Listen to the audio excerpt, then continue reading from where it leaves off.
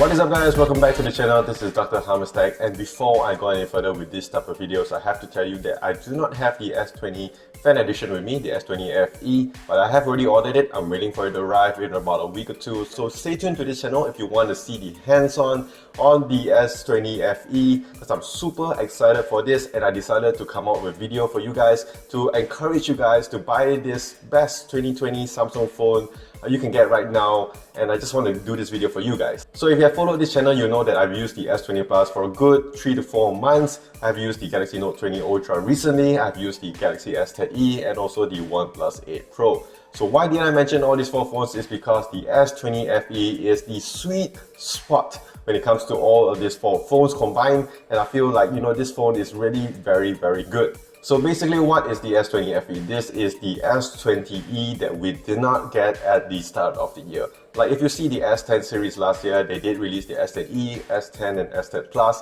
The S10e came in at a very good price, about $700 to $800. Even if you look at like the Apple series, the iPhone 11, 11 Pro and 11 Pro Max, they had that entry level, which was a very sweet spot because you can get the same flagship phone, flagship specs at a more affordable price.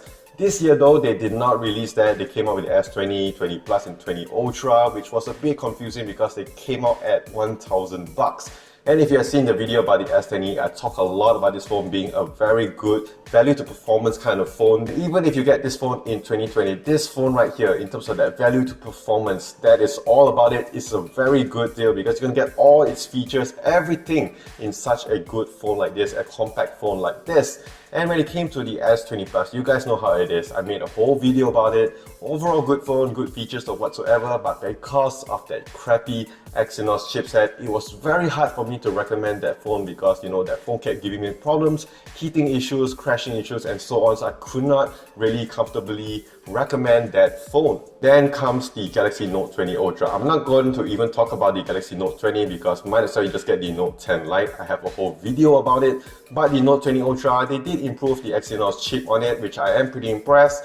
But at $1,300, it's very hard to recommend that phone to an average user. I can't tell somebody else to go out there, spend $1,300 on the best Samsung experience. But I feel with the S20 FE, that is where the sweet spot does happen. And of course, there is the OnePlus 8 Pro, which for me, I think is one of the best 2020 phones. In terms of stability, overall performance, it is very good. But of course, if you're not really familiar with OnePlus and you don't really want to try it, you want to go for the Samsung, the S20 FE for me is a very good deal. So comparing it to the S10e, yes, it's the upgraded version with that Snapdragon 865. That is the main feature that I was looking for, because if you can compare it to the S20 series, people like me in the countries where you're not in the US or Korea, we get the Exynos 990, and you know the whole issue about it. I'm not going to go too much into it. With the Snapdragon 865, yes, it may not be the 865 Plus, but the 865 is very good by itself, and it's so good that I can finally get it on the S20 phone. So again, if you're going to compare it to the 20, 20 Plus and 20 Ultra, there's not much competition that come on. Exynos 990 against Snapdragon 865. Definitely people will go for the Snapdragon.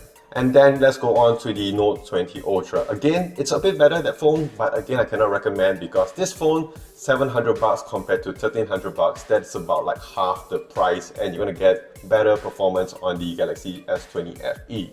And one thing I do like about the S20 FE is that they did not name it the S20 Lite, because normally when it comes to S20 Lite, they will cut off a lot of corners to make that phone more affordable.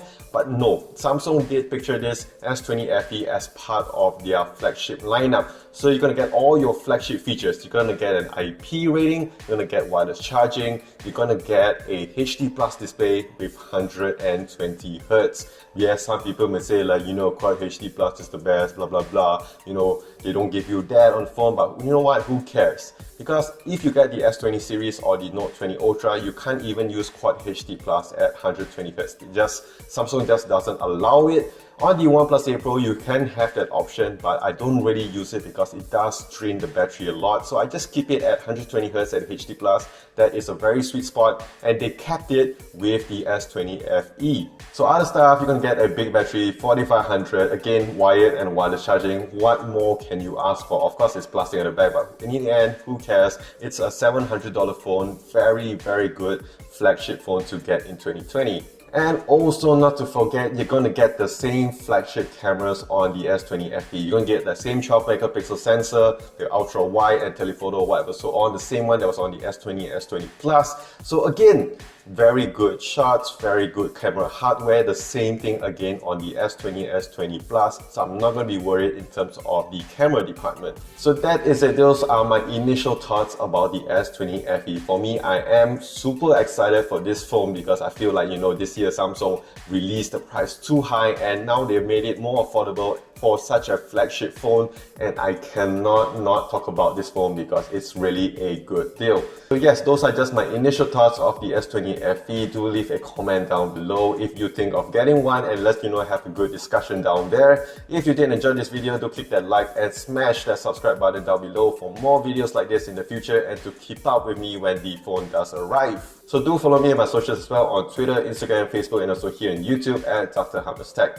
So that is it. This is Dr. Hummus Tech. Stay safe, take care, and wash those hands.